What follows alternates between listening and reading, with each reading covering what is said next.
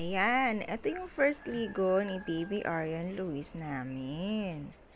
At ang nagpaligo, syempre walang iba kundi si Nanay Julie. Thank you, Nay.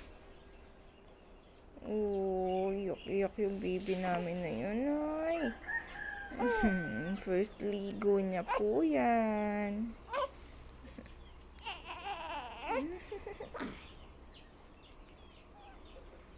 Ayan, oh.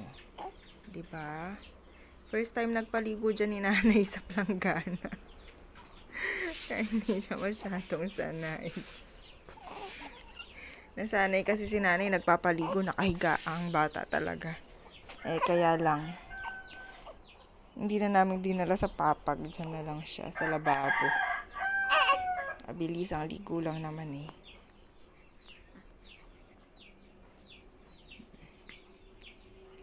Ayan. Bimpo. Sabon-sabon lang ng konti. Mabilisan lang.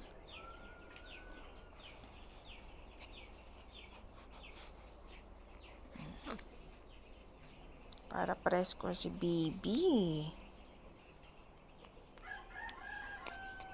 Kasi maliban sa pawis, dahil maalinsangan, may time po kasi na mga nagsusukay mga baby, diba? So, yun.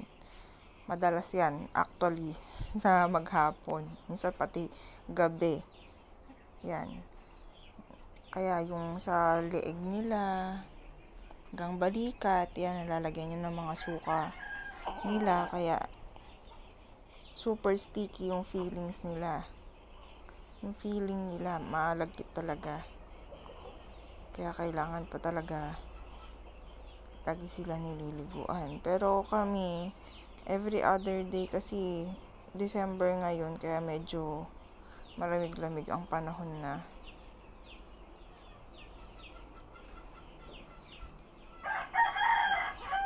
Yan, banlaw-banlaw na siya. Tapos, ayan na nga, swimming na siya, oh. Swimming ng dalaga naming mabait. Oh. Enjoy na niya, di na siya iyak. Enjoy na niya yung ligo niya. Tapos ayan. Tapos na. Dan. Kaganda-ganda na prinsesa namin, di ba? Fresh na siya.